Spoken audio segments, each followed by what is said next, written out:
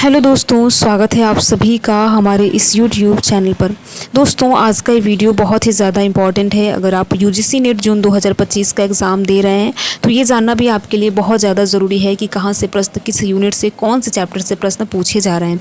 तो आज की इस वीडियो में 25 जून को जो एग्ज़ाम कंडक्ट हुआ था, शिफ्ट फर्स्ट और सेकेंड दोनों को मिलाकर यूनिट वाइज संपूर्ण विश्लेषण आज की इस वीडियो में करेंगे। तो ये वीडियो देखिए उन अभ्यर्थियों के लिए बहुत ज़्यादा ज़रूरी है जिनका कल एग्ज़ाम है या फिर परसों एग्ज़ाम है। साथ ही साथ आप सभी को बता दें कि अगर आपका दिसंबर 2025 में भी एग्ज़ाम है तो ये देखना आपके लिए बहुत ज़्यादा ज़रूरी है कि कौन कौन से टॉपिक है जिन्हें हमें बार बार पढ़ना है और जहाँ से बार बार प्रश्न पूछे जाते हैं। ठीक है, तो हम बहुत ही विस्तार से देखेंगे। तो आपको क्या करना है, वीडियो को अंत तक देखना है और बिल्कुल भी स्किप नहीं करना है और देखने के साथ साथ अपने यार दोस्त मित्र को भी शेयर करना है। तो ये 25 जून को जो एग्ज़ाम कंडक्ट हुआ था तो शिफ्ट फर्स्ट और सेकंड दोनों का मिलाकर है। यहाँ पर देखिए आप सभी को जैसा कि पता है कि कुल मिलाकर 10 यूनिट है। तो यहाँ पर शिक्षण अभिरुचि यानी टीचिंग एप्टीट्यूड से कहाँ से प्रश्न पूछे जा रहे हैं इसको आप देख लीजिए, ताकि आपका अगर कल एग्ज़ाम है, परसों एग्ज़ाम हो तो इससे आपको फ़ायदा हो सके कि यहीं से प्रश्न बार बार पूछे जा रहे हैं। ठीक है, तो ब्लूम की टैक्सोनॉमी से प्रश्न बना है इस बार।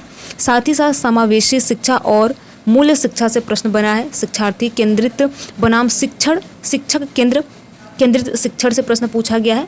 इसी के साथ साथ देखिए फॉर्मेटिव और समरेटिव मूल्यांकन से प्रश्न पूछा गया है। NAP 2020 से प्रश्न पूछा गया है। तो आपको NAP 2020 देखिए बिल्कुल देख कर जाना है, इसे स्किप नहीं करना है, क्योंकि ये लगातार चाहे आपका कोई भी शिफ्ट हो, चाहे आपका 25 वाला पेपर हो या फिर 26 वाला पेपर हो, NAP 2020 से प्रश्न पूछा ही जा रहा है। तो इसको एक बार आप बढ़िया से देख लीजिए। अब हम थोड़ी सी चर्चा कर लेते हैं ब्लूम की टैक्सोनॉमी से, थोड़ा सा आपको याद दिला देते हैं। वैसे तो आप सभी ने पढ़ा ही होगा। देखिए ये एक ऐसा ढांचा है या फिर हम फ्रेमवर्क भी कह सकते हैं जिसको बेंजामिन ब्लूम और उनके सहयोगी ने 1956 में विकसित किया था। ठीक है, आपको नाम याद रखना है, बेंजामिन, इनका पूरा नाम है बेंजामिन ब्लूम और इससे हम ब्लूम की टैक्सोनॉमी कहते हैं। ठीक है, इसका उद्देश्य सीखने के उद्देश्यों को क्रमबद्ध करना और ये बताना था कि कोई विद्यार्थी किस स्तर तक ज्ञान प्राप्त कर रहा है। ठीक है, इसमें ये बेसिकली बताना था कि कोई विद्यार्थी किस स्तर तक ज्ञान प्राप्त कर रहा है। ये है ब्लूम की टैक्सोनॉमी। तो आप सभी को पता है इसमें इसके 3 डोमेन हैं, जिसमें कि संज्ञानात्मक है, भावनात्मक है और क्रियात्मक है। तो ये 3 इसके डोमेन हैं। ठीक है, अब देखिए दूसरा जो आपका है समावेशी शिक्षा से पूछा जा रहा है प्रश्न, और ये भी बहुत ज़्यादा इम्पॉर्टेंट है। ठीक है, तो थोड़ा सा हम बात कर लेते हैं कि समावेशी शिक्षा आखिर होता क्या है। ऐसे तो आप सभी को पता होगा, लेकिन जिनको नहीं पता है, भूल गए उनके लिए कि देखिए ये एक ऐसा शिक्षा व्यवस्था होता है जिसमें हर तरह के बच्चे, चाहे किसी भी क्षमता के हों, जाति, लिंग, भाषा या फिर विकलांगता वाले बच्चे क्यों ना हो, सभी को एक ही कक्षा में समान अवसर के साथ पढ़ें, उन्हें सिखाया जाए और उन्हें आगे बढ़ाया जाए। इसे हम बोलते हैं समावेशी शिक्षा। ठीक है, तो यहाँ से प्रश्न आपके बने हैं। NAP 2020 को बिल्कुल रट लेना है। अगर आप चाहते हैं कि इस बार का पेपर आपका बहुत अच्छा जाए जून वाला, तो आपको NAP 2020 एक जो बहुत इंपॉर्टेंट चीज़ें होती है बिल्कुल आपको जुबान पर याद होनी चाहिए, रट लेना है। ठीक है, अब हम चलते हैं अपना दूसरे यूनिट की ओर, जिसका नाम है रिसर्च एप्टीट्यूड। आप सभी को पता है रिसर्च एप्टीट्यूड से भी बहुत सारे प्रश्न बनते हैं, यानी 4-5 प्रश्न तो फिक्स रहता है हर यूनिट से। तो यहाँ पर देखिए परिकल्पना यानी हाइपोथेसिस के प्रकार से प्रश्न बने हैं। सैम्पलिंग तकनीक और डेटा संग्रह से प्रश्न पूछा गया है। शोध नैतिकता से प्रश्न पूछा गया है। मौलिक बनाम अनुपयुक्त शोध से प्रश्न पूछा गया है। प्लेजरिज्म से प्रश्न पूछा गया है। तो जो परिकल्पना है, ठीक है, परिकल्पना का जो प्रकार है यानी हाइपोथेसिस के जो प्रकार है उसको बिल्कुल आपको रट लेना है। जिसमें कि अगर हम बात करें परिकल्पना के प्रकार में, तो आप सभी को जैसा कि पता है परिकल्पना का एक सिंपल सा मतलब आप समझ लीजिए अनुमान, या फिर हम कल्पना, तर्क, कुछ भी कह सकते हैं आप। ठीक है, तो इसके प्रकार की बात करें तो जैसा कि आप सभी को पता है, आप सभी ने पढ़ रखा होगा, शून्य परिकल्पना यानी इसे निष्क्रिय परिकल्पना भी कहा जाता है। दूसरा होता है आपका वैकल्पिक परिकल्पना, दिशात्मक परिकल्पना, अधिशात्मक परिकल्पना और कार्यात्मक परिकल्पना और सांख्यिकीय परिकल्पना। तो ये कुछ परिकल्पना के टाइप्स हैं यानी हाइपोथेसिस के प्रकार हैं जिनको आपको एक बार पढ़कर जाना है अगर आपका कल एग्जाम है या फिर परसों आपका किसी भी शिफ्ट में एग्जाम है तो। ठीक है, तो इन जहाँ से भी ये प्रश्न पूछे जा रहे हैं उन टॉपिक को आपको एक बार देख कर जाना है। अब तीसरा हमारा यूनिट क्या होता है, तीसरा होता है रीडिंग कॉम्प्रीहेंशन। ठीक है, तो यहाँ पर देखिए पैसेज, आप सभी को पता है कि एक पैसेज दिया होता है, उससे 5 प्रश्न पूछे जाते हैं। तो पैसेज किस पर आधारित था यहाँ पर देख सकते हैं, शिक्षा या फिर उच्च शिक्षा पर आधारित आपका प्रश्न दोनों शिफ्टों में मिलाकर पूछा गया था। केंद्रीय विचार, लेखक की शैली और निष्कर्ष निकालने संबंधित प्रश्न पूछे गए थे। तो आप सभी को पता है कि पहले क्या करना होता है, आपको पैसेज को पढ़ना होता है ध्यानपूर्वक, उसके बाद जो 5 प्रश्न दिए गए होते हैं उनका आप सभी को जवाब देना होता है। ठीक है, तो ये रहा आपका तीसरा यूनिट। और ऐसे देखिए हर पेपर में, हर शिफ्ट में ऐसे ही प्रश्न पूछा जाता है अगर यहाँ से रीडिंग आरसी से अगर प्रश्न बनता है तो ऐसे ही बनता है, ठीक है। अब हम चलते हैं चौथे यूनिट की तरफ, जो कि आप सभी को पता है कि ये है हमारा कम्युनिकेशन यानी कि संचार है, ठीक है। चौथा यूनिट है संचार। तो संचार से देखिए क्या प्रश्न बना है, इसको भी आप देख लीजिए। संचार मॉडल, जिसमें बर्ले मॉडल से प्रश्न पूछा गया है। मौखिक और अमौखिक संचार से प्रश्न पूछा गया है। शोर यानी नॉइज से प्रश्न पूछा गया है, यानी बाधाएं, शोर और बाधाएं से प्रश्न पूछा गया है। प्रभावी संचार के तत्वों से प्रश्न पूछा गया है। और एक नया ट्रेंड अब यूजीसी नेट में देखने को मिल रहा है इस बार के एग्जाम में, भारतीय सिनेमा से और दूरदर्शन धारावाहिकों से प्रश्न पूछा गया है। यानी कि आपको जो मेन फिल्में हैं उनको भी देख कर जाना है, क्योंकि अब यूजीसी नेट के नए ट्रेंड में आपको ये सारी चीज़ें देखने को मिल रही है, ठीक है। तो यहाँ पर बर्लो के मॉडल की थोड़ी सी बात करें तो आप सभी को जैसा कि पता है कि डेविड के बर्लो इनको कहा जाता है। और इन्होंने जो दिया था अपना मॉडल, इसमें देखिए SMCR इसको कहा जाता है, SMCR, ठीक है। तो ये शॉर्ट में कहा जाता है। S का मतलब क्या होता है, सोर्स यानी स्रोत, ठीक है। M का मतलब होता है मैसेज यानी संदेश, और C का मतलब होता है चैनल यानी माध्यम, और R का मतलब होता है रिसीवर यानी प्राप्तकर्ता। तो बर्ले मॉडल को SMCR मॉडल भी कहा जाता है, ठीक है। तो इसको आप लोग एक बार देख कर जाइएगा, जिससे कि अगर यहाँ से प्रश्न बने तो आप भूले नहीं, आप कर ले जाएं, ठीक है। अब पांचवा यूनिट देखिए क्या है कि लॉजिकल रीजनिंग है, जिसमें आप सभी को पता है कथन और निष्कर्ष दिया होता है। कोडिंग डिकोडिंग, जो कि आपको A से Z तक पहले क्या करना है, जैसे ही आपको शीट मिले आपको A से Z तक लिख लेना है लेटर को, ठीक है। इसके बाद उसका नंबरिंग कर देना है, जिससे कि जैसे ही प्रश्न आए आप आसानी से कर लें, ठीक है। इसके बाद देखिए श्रृंखला से प्रश्न पूछा जाता है, और श्रृंखला में भी ध्यान देना है कि आपको करेक्ट नहीं पूछा जा रहा है, इस बार सही पूछा जा रहा है, सॉरी गलत पूछा जा रहा है। मान लीजिए कोई श्रृंखला है, ऐसे सीरीज चल रही है आपकी, ठीक है। यहाँ पर मान लीजिए 3, 6, 7 ऐसे करके कुछ भी आप मान लीजिए। तो यहाँ पर आपसे पूछा जा रहा है कि इनमें से कौन सा गलत है, यानी कि इनमें से कौन सा नहीं होगा, इसको आपको ध्यान में रखना है।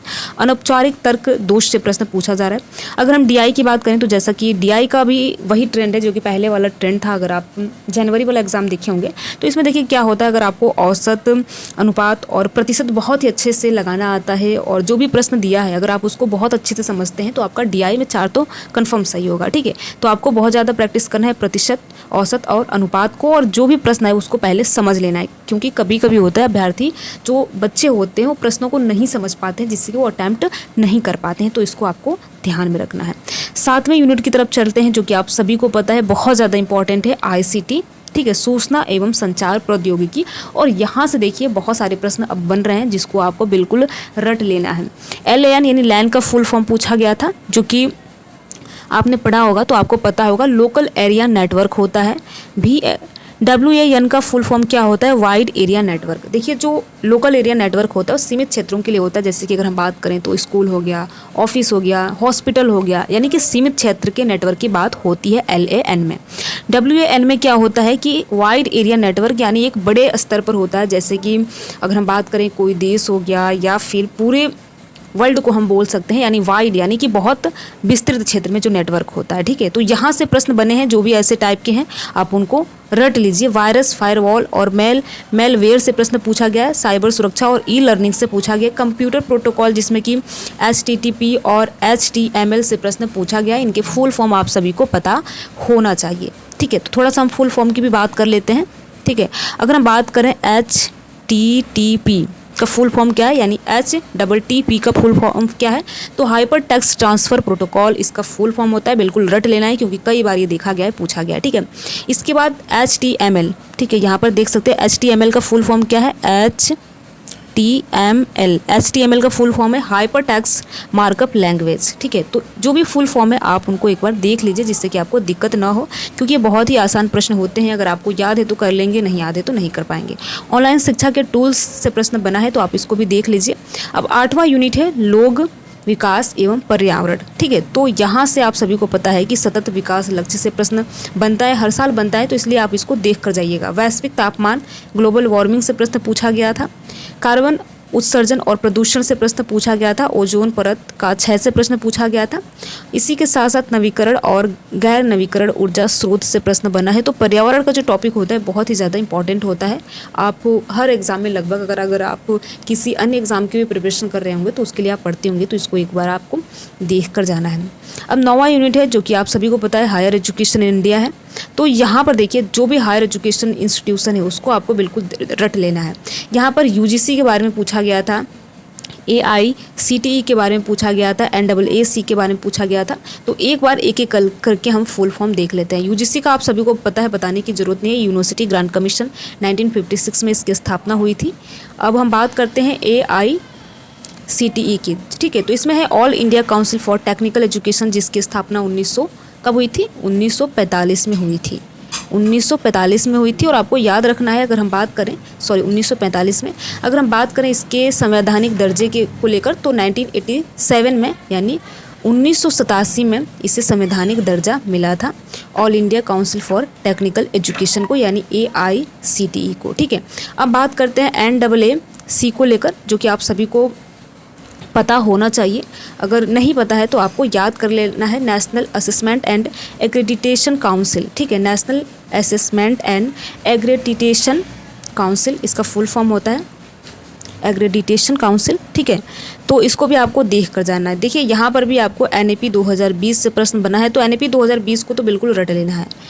RUSSEFA और NIRF से रैंकिंग जो है उससे प्रश्न बना है। तो एक एक करके हम फुल फॉर्म देख लेते हैं। RUSA का फुल फॉर्म है राष्ट्रीय उच्चतर शिक्षा अभियान, जो कि आप सभी को बहुत लोगों को पता होगा, ठीक है। और HEFA का फुल फॉर्म है, इसको भी आपको बिल्कुल रट लेना है, ठीक है। हायर एजुकेशन फाइनेंसिंग एजेंसी, ठीक है।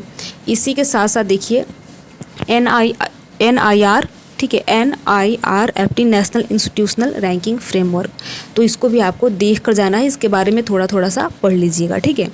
तो ये रहा देखिए जो भी 25 जून को आपका एग्ज़ाम कंडक्ट हुआ था, फर्स्ट और सेकंड दोनों शिफ्टों को मिलाकर यहाँ पर बात कही गई है। तो जो भी ये टॉपिक हैं उनको एक बार आपको, अगर आपका कल एग्ज़ाम है, किसी भी शिफ्ट में एग्ज़ाम है, तो आप आज प्रयास कीजिएगा सारे टॉपिक को आप एक बार देख कर जाइएगा। ये फुल फॉर्म तो बिल्कुल आपको मिस नहीं करना है। इससे क्या होता है, अगर आपको याद है तो 2 नंबर आपका पक्का हो जाएगा, ठीक है। तो ऐसे ही बहुत जल्द आप सभी को 26 जून का जो कल एग्ज़ाम कंडक्ट हुआ है उसका भी ऐसे विश्लेषण हमारे चैनल MSc NET JARA पर देखने को मिलेगा। तो अगर आपको इस वीडियो का PDF चाहिए तो आप हमें कमेंट बॉक्स के माध्यम से बता सकते हैं, आपको दे दी जाएगी। बाकी जो भी यहाँ पर टॉपिक दिए गए हैं आप उनको एक बार देखकर एग्ज़ाम में ज़रूर जाइएगा, अगर आपका कल किसी भी शिफ्ट में एग्ज़ाम है या फिर परसों किसी भी शिफ्ट में एग्ज़ाम है तो। वीडियो में लास्ट तक बने रहने के लिए आप सभी का बहुत बहुत धन्यवाद। अगर आपको ये वीडियो अच्छा लगा हो तो वीडियो को आप लाइक कर सकते हैं, और लाइक करने के साथ साथ अपने यार दोस्त मित्र को भी शेयर कर सकते हैं। Thank you.